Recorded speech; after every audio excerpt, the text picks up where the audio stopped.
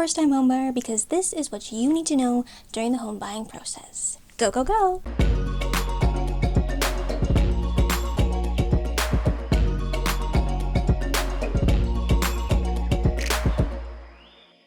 Hello friends, welcome back or welcome to my YouTube channel. It's Laressa here, realtor with eXp Realty here in Drumheller, Alberta, aka, yes, you know it, dinosaur capital of the world. And on today's episode of Keeping It Real Estate, we are talking about what you need to know during the home buying process.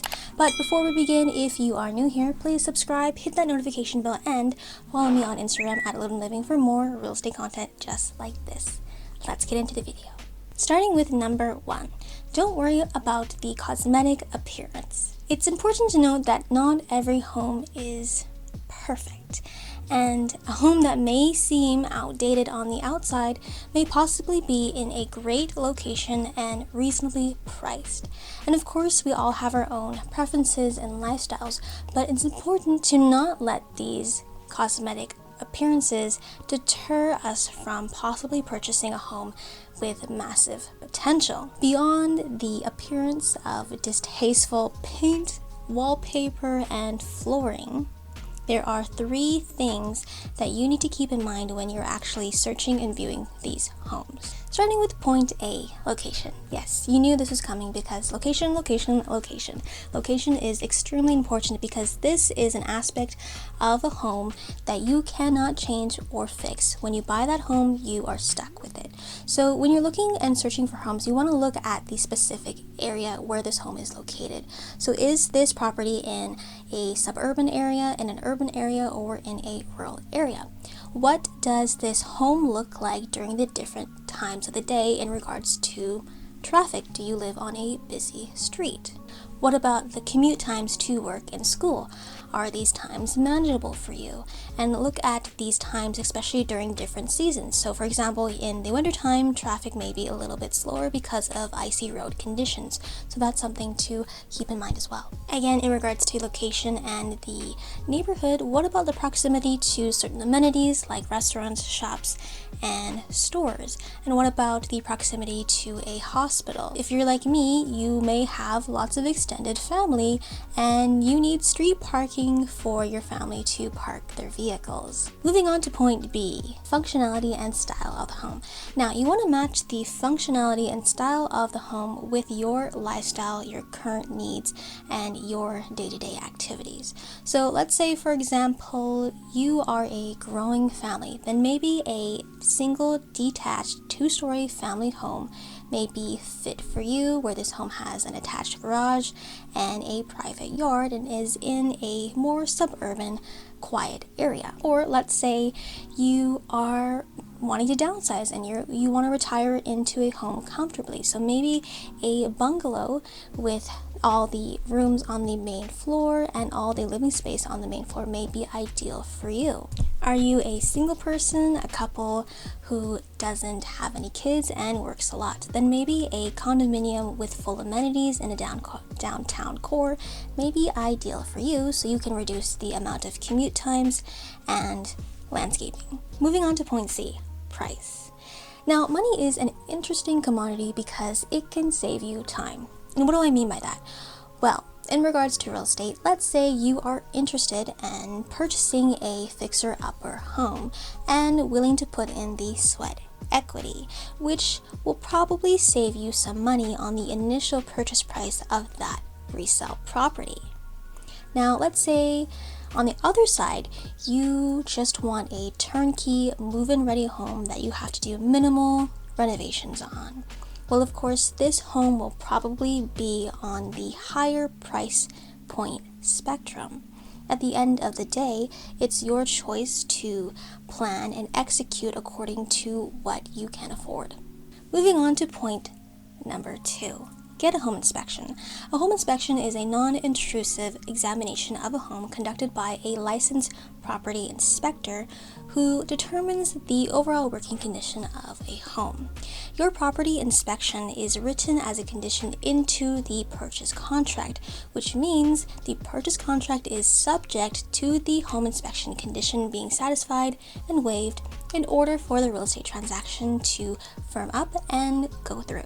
Keep in mind that, of course, no home is perfect, even new build. Of course, with these resale homes, there will be that normal wear and tear.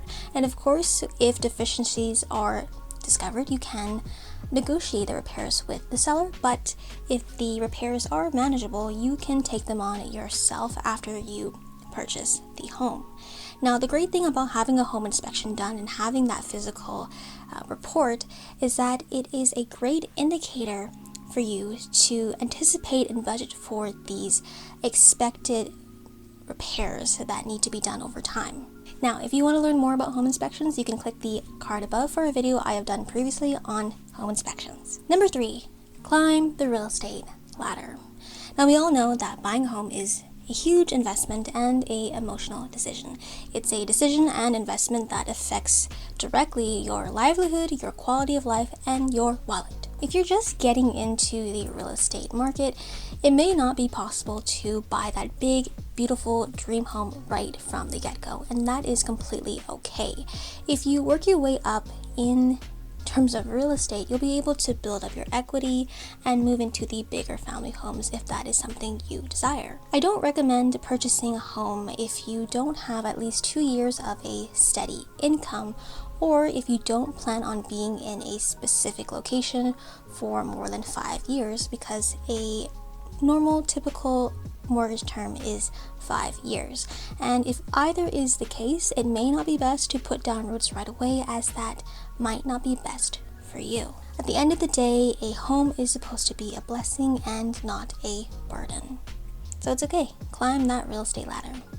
We all start somewhere. Number 4, account for other costs. There are other costs outside of your mortgage loan when buying a home. Yes, I know. What? And just to name a few, here are some of the other costs related to buying real estate. Mortgage default insurance, title insurance, property tax adjustments, a condo doc review if you are buying a condominium, lawyer fees, and moving fees if you are having professional movers or renting trucks. Now, if you want to learn more about these costs in depth, click the video in the cards above for a separate video I have done previously on the cost associated with purchasing a home. Number 5, don't open any new lines of credit 6 months before buying. Before buying a home and applying for a mortgage, don't buy anything expensive. Don't lease or buy a car, and don't open or close lines of credit. The worst thing you can do before buying a home and applying for a mortgage is getting yourself into more debt, or really giving the bank a reason to not give you the full amount that you are approved for.